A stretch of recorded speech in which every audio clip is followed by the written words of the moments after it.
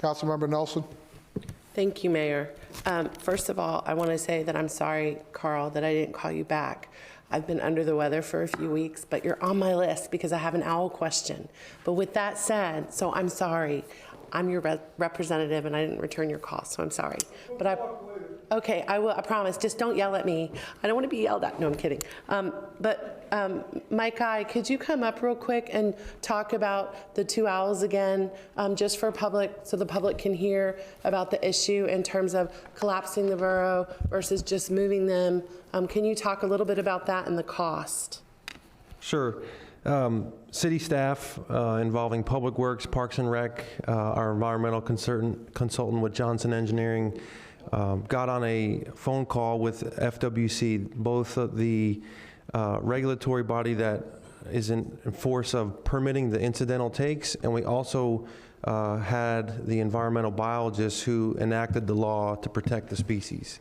So we had a nice big conference call with all parties involved and went through kind of the risk analysis and the process involved with figuring out whether or not it was in the city's best interest to continue with the incidental take permit at Bernice Braden Park. At the end of that, to summarize the call, several things came into play. If we disturb 50% or more of the property in the vicinity of the owl, such as its foraging habitat, then that's going to be considered a take. So even if you were to come up with an area to protect the species, you heard last week somebody say, can't we just protect that square footage that's right there? The species protection laws and the biologists actually have gone much farther than that when they created the legislation designating it. So they actually look at the amount of area available to the species to forage. Part of what Public Works is doing, some of you all may know it was part of the CTACs, we're looking at putting in enhanced landscaping, we're looking at putting in sidewalks, we're looking at putting in hardscapes.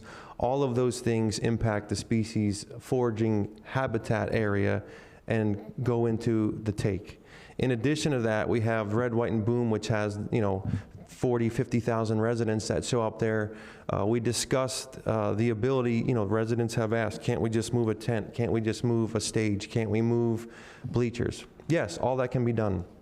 The things that cannot be protected against is, unless you build an actual castle around them, is an emergency vehicle that needs to respond to somebody who's having a heart attack or some other life safety issue. If they have to go through that area, they're going to run over it. If you have a fire and an explosion with the fireworks or the stage and there's a mass exodus, that area is going to be trampled.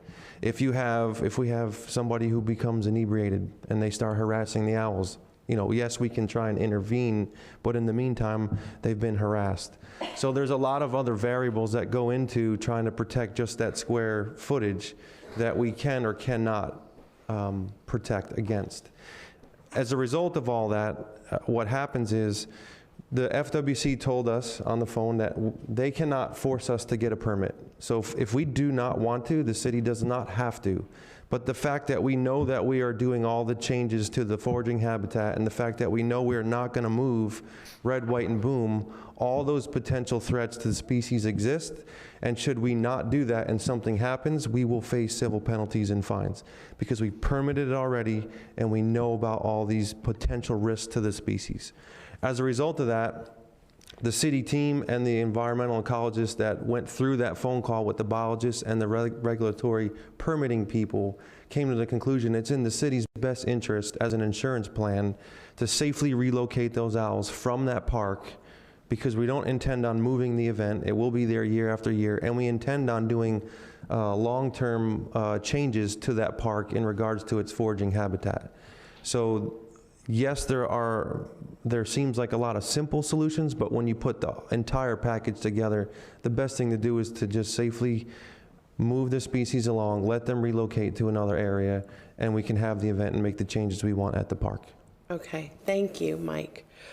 I hate to bring up the owls again, but I just want to ask Mr. Ilchism, did we collapse that borough once before and they came back?